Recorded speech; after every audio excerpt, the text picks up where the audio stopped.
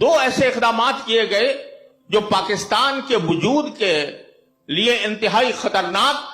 اور انتہائی شرمناک۔ ایک یہ کہ کچھ دن پہلے پارلیمنٹ کی طرف سے اسلام آباد میں 4 ہوٹلوں کو شراب بیچنے کی اجازت دی گئی۔ اللہ تبارک و تعالیٰ نے پاکستان کو شراب سے بچایا تھا، شراب کے قانونی استعمال سے بچایا تھا۔ میں یہ نہیں کہتا کہ پاکستان بننے کے بعد شراب بند ہو گئی تھی، پھر بھی لوگ خلوت میں چوری چھپے شراب پیتے تھے، لیکن وہ منظر جو ہم نے اپنے بچپن میں دیکھا تھا کراچی کا، کہ کراچی میں صدر بازار میں قدم قدم پر شراب خانے تھے اور وہاں شراب اس طرح پی جاتی تھی جیسا کہ آپ ریسٹورنٹ میں بیٹھ کر چائے پیتے ہیں، اس طرح اس کا رواج عام تھا۔ گلیوں میں سے شراب کی بو آیا کرتی تھی، لیکن اللہ تبارک و تعالیٰ نے اپنے فضل و کرم سے ہمیں اس سے نجات عطا فرمائی تھی، اور 1978 میں صدر ضیاء الحق صاحب مرحوم کے زمانے میں اور ہماری طرف سے ایک قانون منظور ہوا۔ اس قانون کے تحت شراب بالکل بند کر دی گئی اور شراب کا پینا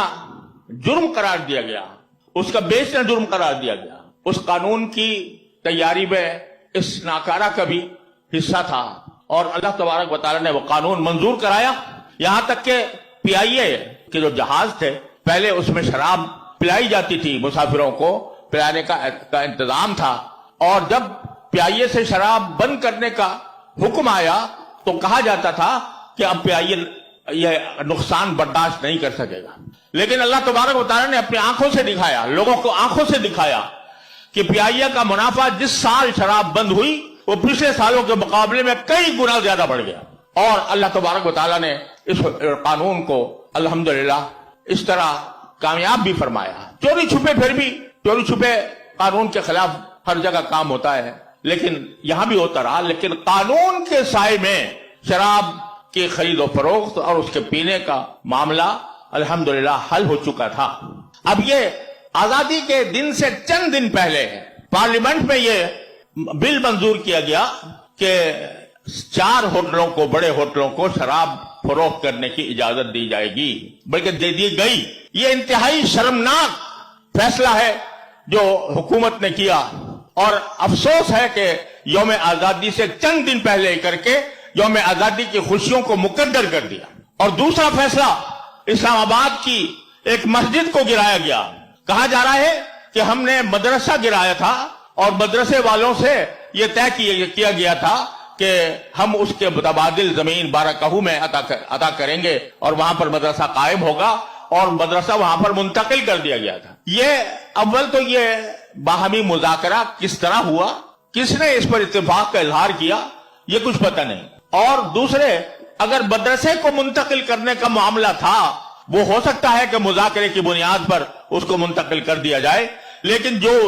مسجد بن گئی تھی، اور جو چیز ایک مرتبہ جو جگہ مسجد بن جاتی ہے وہ قیامت تک مسجد رہتی ہے، اس کا تقدس برقرار رکھنا ہر مسلمان کے فرائض میں داخل ہے۔ اس مسجد کو گرانے پر کوئی مذاکرہ نہیں ہو سکتا تھا، اس کے بارے میں کوئی سمجھوتا نہیں ہو سکتا تھا، اس لیے کہ مسجد بن گئی تھی اور سالہ سال سے اس میں نمازیں پڑھی جا رہی تھیں۔ وہ کسی مذاکرے سے، کسی معاہدے سے اس کو ختم کرنا کسی صورت جائز نہیں تھا، لیکن انتہائی افسوس کی بات ہے کہ ایسی افسوسناک